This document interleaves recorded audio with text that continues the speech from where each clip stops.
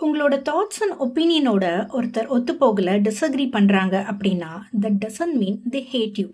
இப்போல்லாம் டிஸ்அக்ரிமெண்ட் அப்படின்னாலே அவங்க நம்மளுக்கு அகெயின்ஸ்டாக இருக்காங்க, நம்ம மேலே அவங்களுக்கு லவ் இல்லை அப்படின்னு நினச்சிக்கிறாங்க. அப்படிலாம் இல்லைங்க, ஜஸ்ட் தட் அவங்க அதை வேறு விதமாக பார்க்குறாங்க. இங்கே யாருமே ஒரே மாதிரி இல்லை, பீப்புள் ஆர் யூனிக்கில். நம்மளோட 5 விரலுமே ஒன்று போல் இல்லைன்னு அடிக்கடி சொல்லுவோம்ல.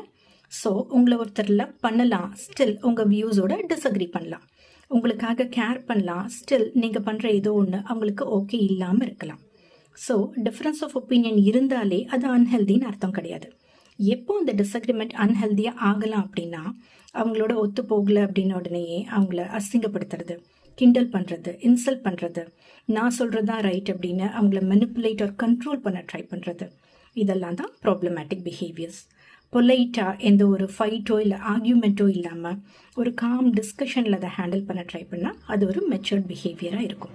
ஸோ அக்ரிமெண்ட் அப்படின்னாலே அது லவ்வுக்கான ப்ரூஃபும் இல்லை, டிஸ்அக்ரிமெண்ட் அப்படின்னாலே அது ஹேட்டும் இல்லை. நமக்குள்ளே இருக்கிற டிஃப்ரென்சஸை நார்மலைஸ் பண்ணி ரெஸ்பெக்ட்ஃபுல்லாக டீல் பண்ண பழகிக்கலாமா?